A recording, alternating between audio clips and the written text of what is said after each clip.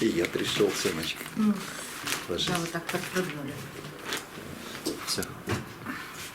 Можно полежать, да? Ложись. Все, Очень долго ждал. Очень. лежать. Нет. Мурчать, лежать и не мешать. Все, молодец. Давай будешь учиться пересаживать орхидеи. Добрый день, друзья.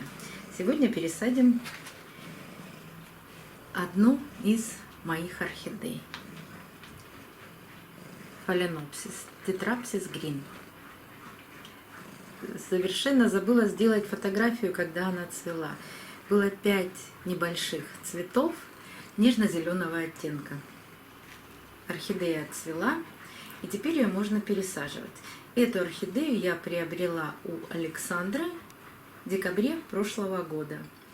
Это была уценка. Ссылку на плейлист, в котором я рассказывала об этих орхидеях, я оставлю в правом верхнем углу экрана. Там и покупка, и первые обработки, и что я с ними делала, с этими орхидеями. Там была не одна орхидея, несколько. Можете пройти, посмотреть, в каком они были состоянии. Вот что получилось сейчас. Выросли несколько новых молодых листьев. Был цветонос. Но не при покупке, а она выпустила цветонос. Вот этот старый лист с повреждениями, он так и остался.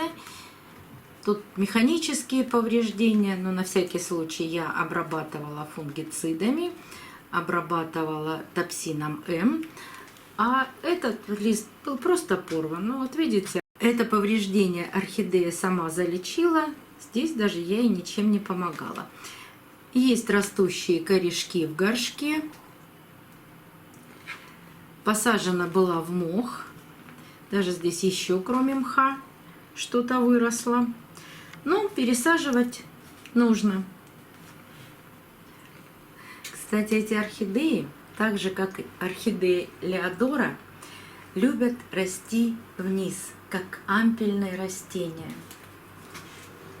Сейчас будем пересаживать, и при пересадке я вам покажу еще 2 орхидеи.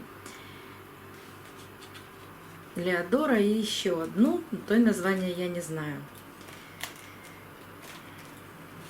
Аккуратно извлекаем орхидею из этого стаканчика.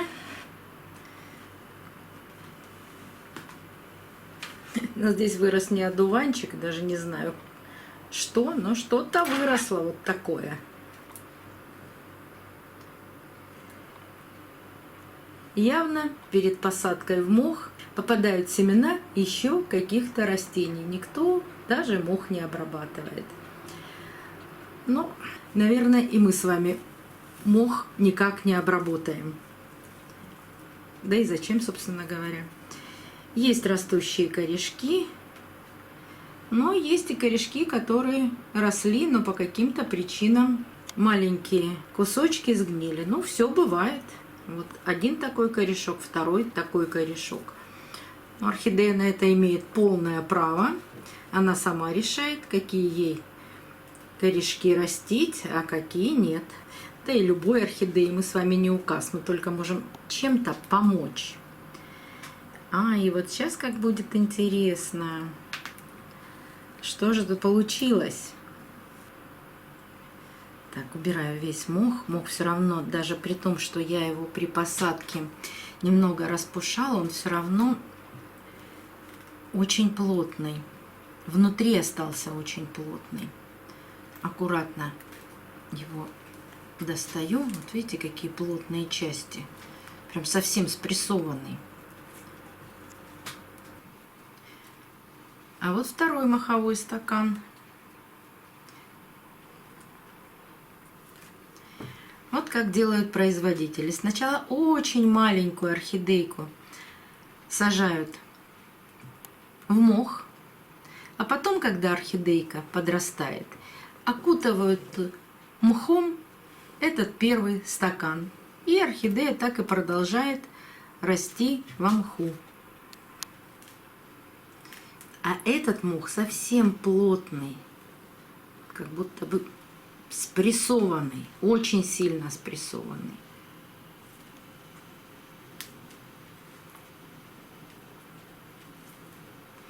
И чтобы не повредить корни, достаем его маленькими частями. И вот как интересно, в этом спрессованном маховом стакане есть живые корни. Вот они. И даже растущие.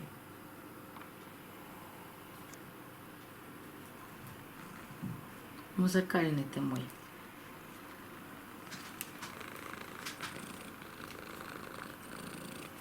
Так, веди себя прилично. Всё.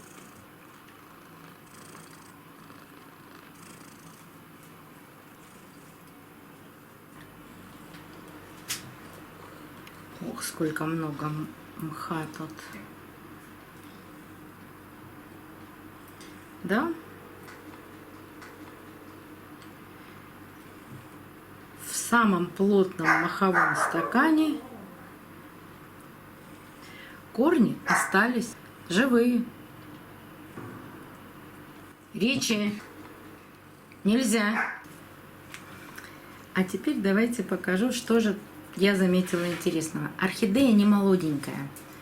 Видите этот ствол? Такое впечатление, что это было материнское растение. А здесь или все листья пропали, или же из точки роста, ну, бывает такое, выросла как будто детка. Но вполне возможно, что это не детка, а продолжение. Вот орхидея это была, которую я купила, она была погибающая практически. И она сбросила вот эти листья, а новенькая, молоденькая орхидейка выросла на месте старой. И такое случается.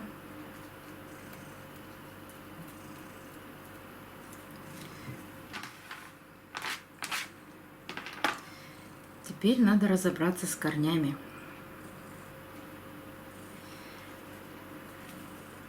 Но сначала я удалю вот этот лист. Во-первых, он будет мешать росту корней, а во-вторых, все-таки на нем были какие-то и повреждения, и он желтеет. И обрабатывала фунгицидами, потому что мне не нравилась эта желтизна. И еще вот здесь, вот в самом начале есть какая-то чернота. Поэтому нужно снять этот лист и посмотреть, что же там под этим листом. Отлично, под этим листом ничего страшного нет. Но это весь старый стволик этой орхидеи. Ну а мы с вами посадим только молодую часть этой орхидейки. Ко мне, Ричи. Безобразие. Ты себя плохо ведешь. Ну и ладно, скажи, плохо и порядок.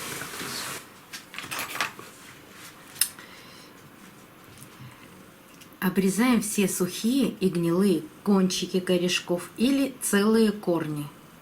Но не дорезаю до живого.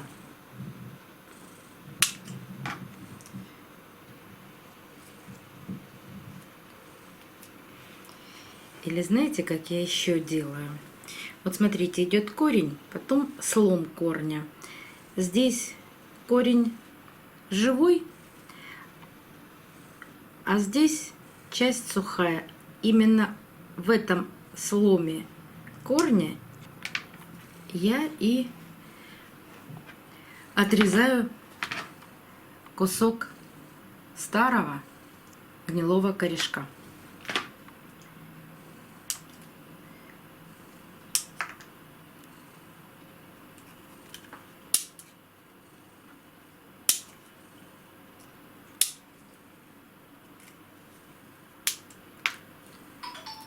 Так, смотрю, что еще.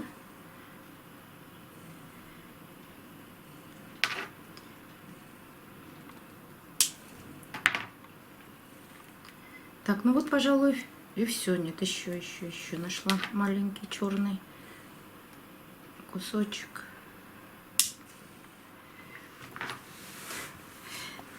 Если ровно поставить орхидею, видите, как она заваливается на бок? Ну, так они растут.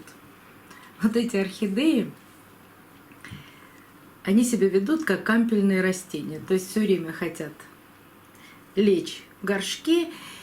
И я как-то пыталась бороться с Леодора, но никак не получалось. Вот единственное, у меня стоит сейчас ровно. Но это не говорит о том, что она всегда так будет расти. Она чуть крупнее вырастет и обязательно опять завалится в одну сторону. Так что посадить ровно не всегда получается. Я все-таки пойду промою корни под проточной водой. А как я это делаю, оставлю ссылку на видео, в котором я показываю этот процесс. Смотрите видео с 13 минуты.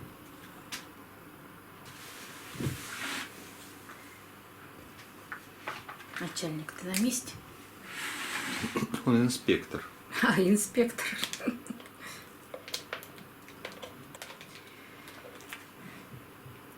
Я взяла литровый горшок, двойной. Но он не совсем прозрачный, он больше матовый, но такие горшки тоже подходят для фаленопсисов. Мне нужно, чтобы все корни поместились в горшок, и они прекрасно помещаются. Выровнять орхидею не получится эту, ну, пусть так и растет, ничего страшного. И эту орхидею я посажу в кору. На данный момент у меня есть такая кора, фракция 13-19. И сейчас прямо слышу, как вы задаете вопросы. Опять кора, то керамзит, то кора. Как же разобраться, какую орхидею в какой грунт посадить?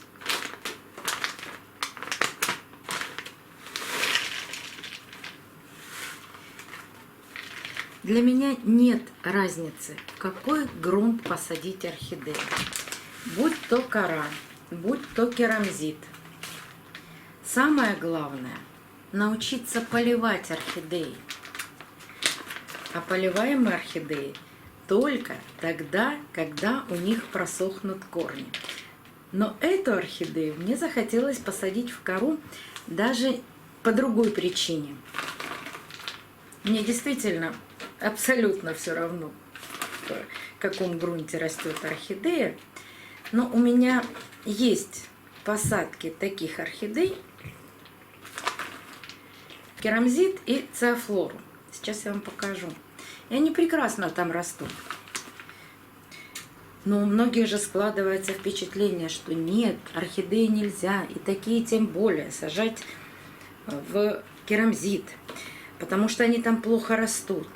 Ну вот мы с вами и посмотрим. Еще раз убедимся, или разубедимся, проверим, в каком же грунте таким орхидеям будет комфортнее. И я хочу вам показать две орхидеи. Это орхидея Леодора. Я уже говорила об этой орхидее сегодня. Вот она прекрасно доращивает цветонос. И вся. И растит новый цветонос.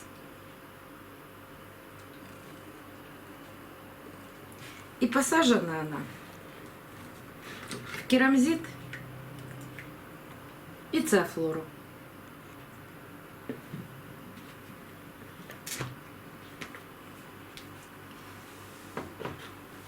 И еще одна орхидея. Я не знаю ее название, потому что в прошлом году из Краснодара я получила посылку с погибающими орхидеями. Ссылку на плейлист оставлю в правом верхнем углу экрана. И вот одна из таких орхидей, будет это Леодора или будет это какая-то другая орхидея, я не знаю, что из этого получится. Но вот одна из 5, которые выжили из этой посылки. Я периодически вам о них рассказываю и даже показывала, как одна из орхидей зацвела. Вот она отцветает, стоит позади меня. А вот эта орхидейка, ну, пока не цвела, пока не знаю, что это такое, потому что у нее было всего 2 листика, но она растет. Вот они, корешки со всех сторон. И она тоже посажена в керамзит и цеофлору. Вот мы с вами и посмотрим, в каком грунте лучше растут такие ароматные и всеми любимые орхидеи. Опять эксперимент. Поливать вновь посаженную орхидею буду только тогда, когда у нее просохнут корни. Это самое важное в поливе орхидей. До новых встреч, друзья! Увидимся на канале. Студент, ты выдержал всю съемку. Почти не хулиганил. Все, скажи всем пока. Он не студент, он профессор. Извините, извините, профессор.